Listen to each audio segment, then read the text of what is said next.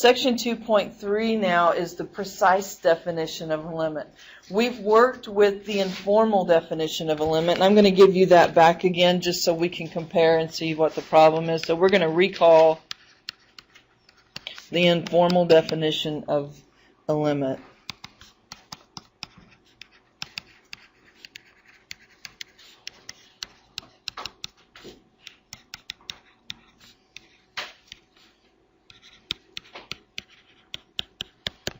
Okay, it said if f of x becomes arbitrarily close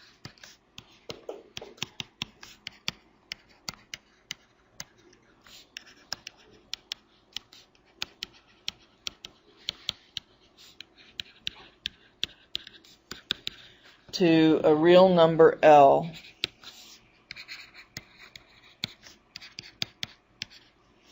as x approaches C,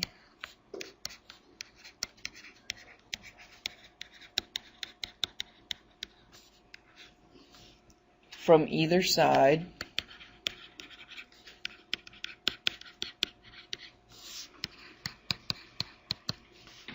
then the limit of f of x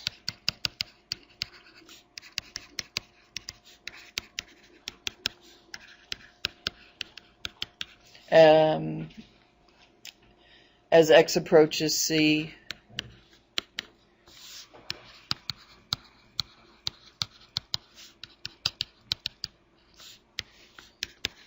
is L.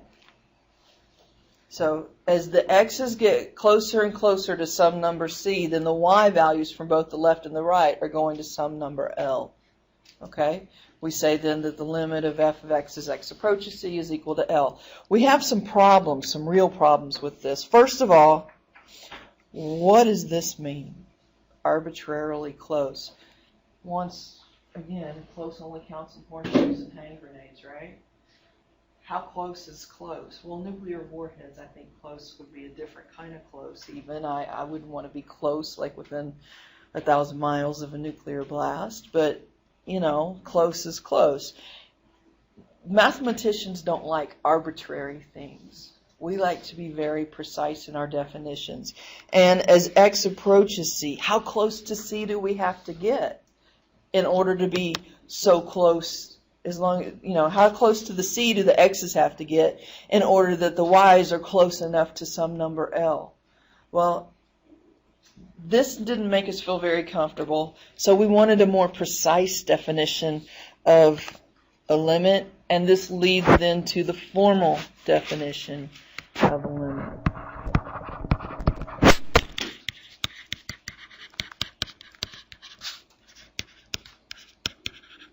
It's sometimes referred to as the delta epsilon definition. That's a lowercase delta and a lowercase epsilon. I'm not very good at the Greek alphabet. I do the best I can. Your book does a better job if you want to see it. All right, so this f of x becomes arbitrarily close.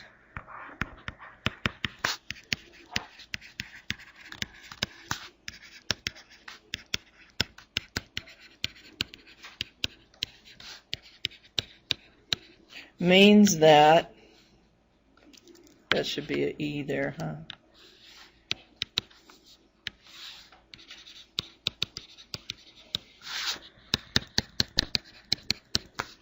For some positive number epsilon,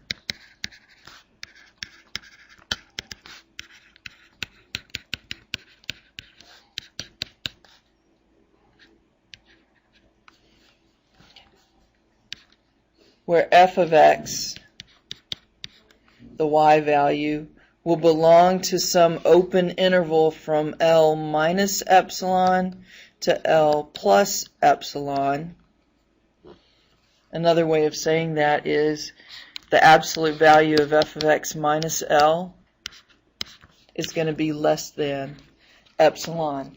Epsilon is going to be a positive measure that if we back off of the y values that from that limit, minus epsilon to plus epsilon, that's backwards for you guys, minus epsilon to plus epsilon, then we're going to trap the limit somewhere in between as x approaches c,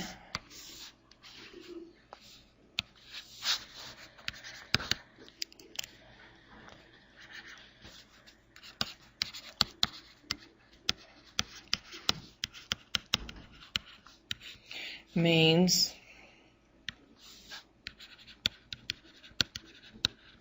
that there exists, by the way, a backwards capital E is a quantifier that means there exists. We use them a lot in mathematics, especially in your advanced courses. Learn it. It's a quantifier. If you take logic, you'll see it. There exists a delta greater than 0, so it's a positive value, such that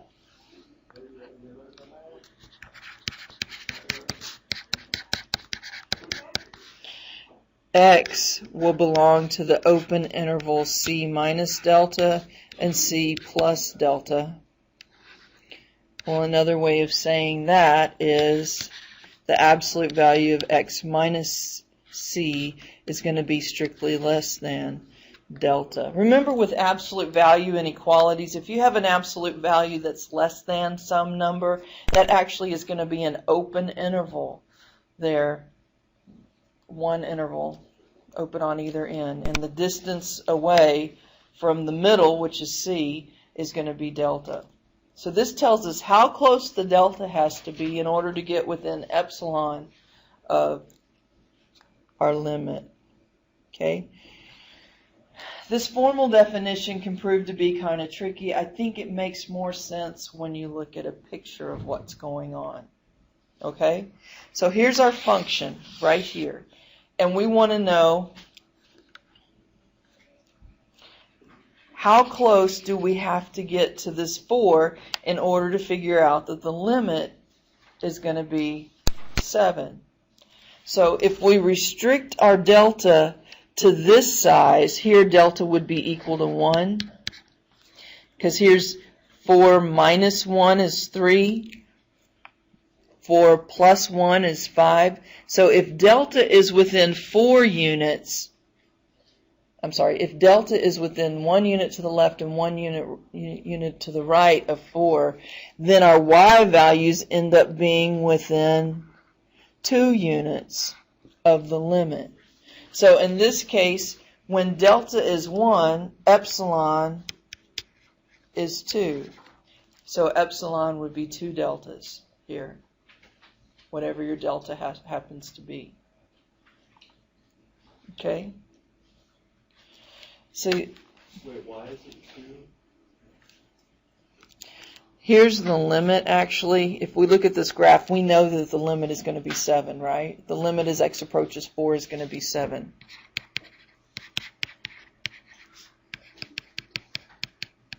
We know that just by looking at the graph in our previous experience with limits. So when we look at this, f of 3 is 5, f of 5 is 9. So when we restricted the size of this delta, delta, remember, is just the distance. There's a minus delta right there. From here to here, there's a plus delta. From 4, where delta is equal to 1. Delta is the distance away from the c. So if we restrict, the question was, as x approaches c, how close do we have to get to c in order to get so close to L? I'm trying to answer the question, how close is close? If we restrict our delta region, the change in the x is we say x has to be within 1 unit of c, then the y's are going to be within 2 units of L based on this graph. Because this distance right here is a distance of 2. 7 minus 2 is 5, and this distance right here is also a distance of 2. 7 plus 2 is 9. So if the deltas are within 1 unit of C, the epsilons end up being within 2 units of L. That's how close we can get.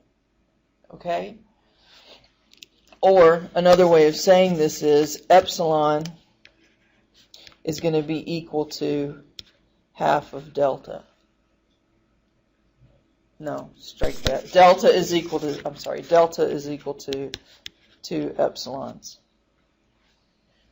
typically what we do is when we're solving problems, we fix how close we want the epsilon to be, and then we find the delta that makes it so. Okay, fix the epsilon, your margin of error here about the limit value, and then you find the delta that tells you how close you have to get to make it so. How do you know where to fix it?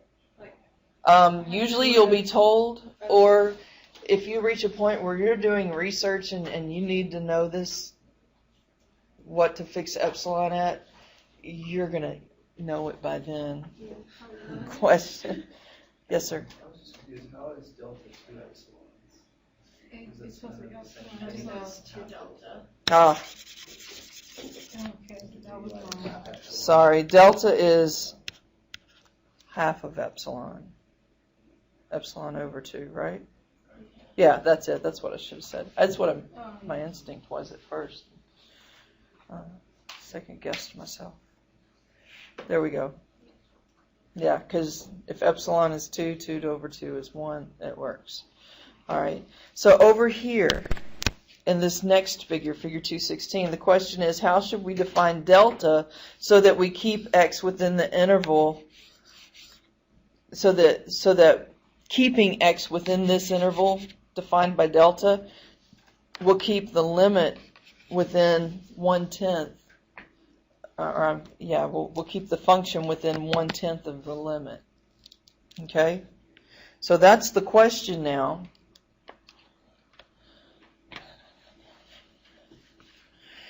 The question that we're trying to answer here is when we are within delta units of x sub naught, f of x will be within 1/10 of a unit of L, the actual limit. Okay? So this distance right here is actually 1/5. It's 1/10 to the left of the 1/10 below the limit and 1/10 above the limit. So this number right here is the limit minus epsilon, and this number right here is the limit plus epsilon, when epsilon is a distance of 1/10. Okay? So the question then becomes, what does this delta value have to be so that we fall within this range right here? Okay? And it puts us within 1/10 of the limit. All right, this is the formal definition of a limit. Let f of x be defined on an open interval about x sub naught. X sub naught is what we're going to let the limit approach. So that's this number up here.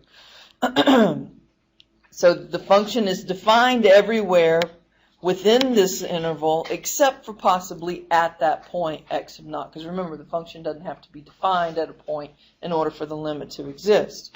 We say that the limit of f of x as x approaches x sub naught is the number L, and we write this that we're accustomed to seeing for our limit. If for every number epsilon greater than 0, there exists a corresponding number delta, such that for all f of x, this delta is going to be greater than a non-negative term x minus x sub naught, implies that there exists an epsilon where the function, the y value minus the limit, is going to be less than epsilon. So when we prove things, by the way, this was from page 77, we start here. Start here and find delta in terms of epsilon. Okay? So the instructions then for number 38 here, I didn't copy the instructions, I probably should have. And say prove the limit statement. In order to prove a limit statement, you have to go to the delta epsilon definition and start with this that I have circled and find the delta. All right? So we're going to start with the absolute value of f of x minus L is less than epsilon. What is f of x equal to in this problem? 3x minus 7. So we have 3x minus 7 minus, what is the limit?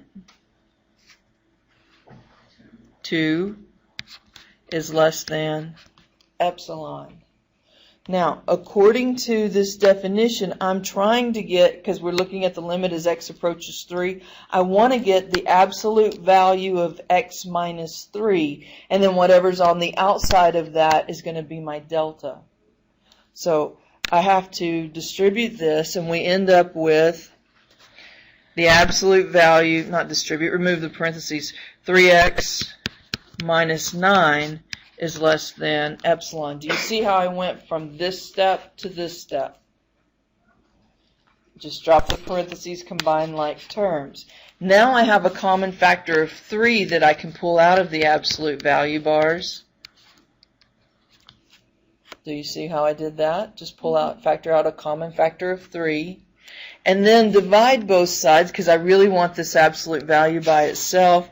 Divide both sides by 3. And what we end up with then is this right here. We have the absolute value of x minus 3 is less than epsilon over 3. So what that means then is that when delta is equal to epsilon over 3, then the absolute value of f of x minus L is going to be less than epsilon. We found the value of delta that causes this to be true. So if I need to be within 1 unit of my limit, if I need to be within 1 unit of the limit, then I need to be within 1/3 of a unit of what x is approaching.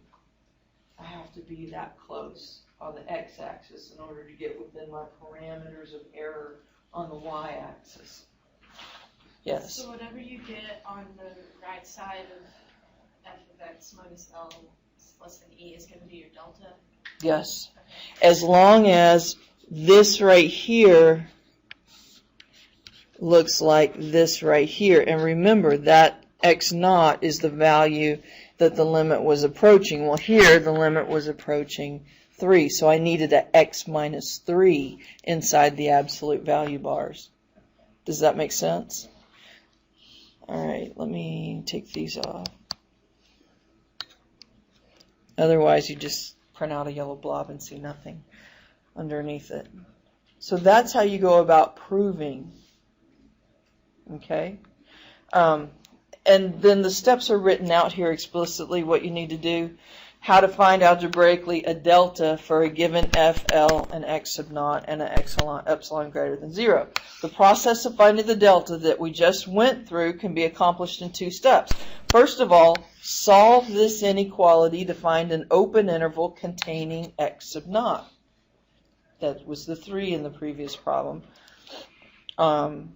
On which the inequality holds for all x's not equal to x sub naught.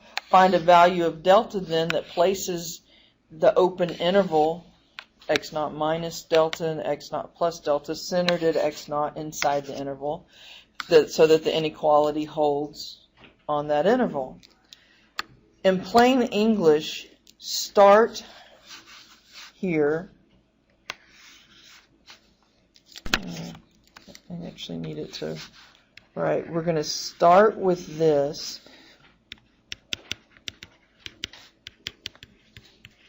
and plug in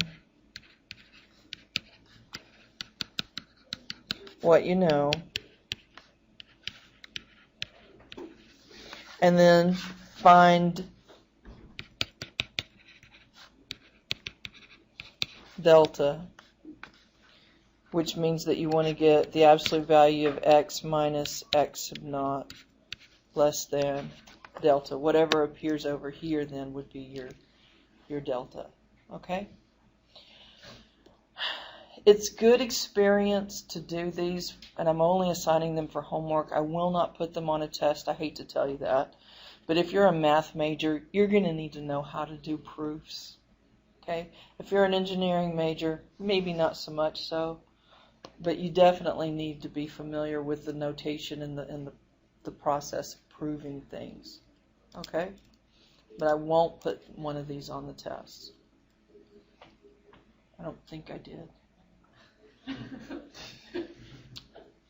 don't remember. I know last semester I told you would, but then I think I didn't. I don't remember. I think you had one. I did have one. You're right. I will put one of these on the test. I'm not giving the same test, but I don't know. This is becoming less and less important to me. I like the beauty of the proofs of the mathematics, but I'm questioning how relevant it is to most of you, and it's probably not as relevant as it is to me. I don't know. I'll think about it. I really don't know. There is a point in Cal 2 when we're doing the remainder theorem where we actually need to know how to do some of this, but hopefully it'll come back to you at that point when we look at this again. But anyway, just know that it is possible to determine how close is close so that the x's are close, you're close enough to C so that we're arbitrarily close to L. It's possible to find a delta in terms of an epsilon to get it close enough. All right. Number 16. The instructions say each of these exercises give a function, the number L, x sub naught, and epsilon greater than 0. In each case, find an open interval about x sub naught. In this case, it's going to be -2, on which the inequality holds. Then give a value for delta, a positive value, such that for all x satisfying this inequality, the inequality here is still going to hold. So what do we start with when we're finding delta? We start with the absolute value of f of x minus L. Yeah, I'm going to put one on your test. Is less than epsilon. What do we plug in place of f of x? 2x minus 2 minus, what is L? -6 is less than, epsilon is 0.02. So we can find this. Ooh, don't know what that had. Oops. I didn't erase that. Okay, so combining like terms then, that's going to give us 2x plus what? 4 is less than 0.02. What do I need to do now? Pull a 2 out, and that's going to give me x plus 2 is less than 0.02. But remember, I need to have subtraction here, don't I? How can I rewrite this so that I have subtraction inside here? X minus -2 is less than 0.02. So now we divide both sides by 2, and we end up with the absolute value of x minus -2 is less than 0.01. So when delta is equal to 0.01, then the absolute value of f of x minus L is going to be within 0.02. So we found our delta, it's 0.01, and that'll put us within 0.02 of the limit. And question, Jake? Why did you do the minus -2 again?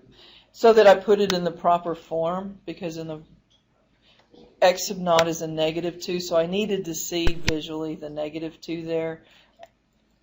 I wouldn't count off if you left it x plus 2, because I know you know that subtracting a negative is the same thing as adding. Okay, but I just was trying to be true to the form.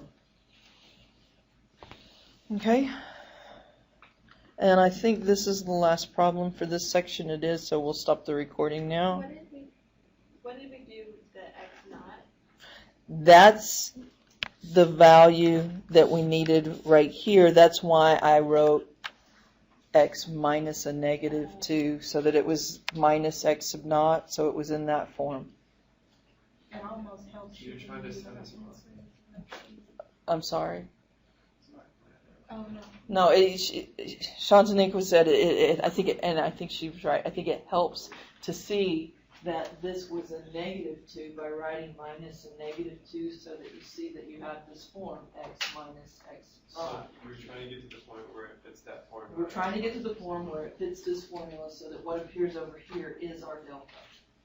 So once we manipulate this thing algebraically to isolate this absolute value, the number that appears over here is our delta.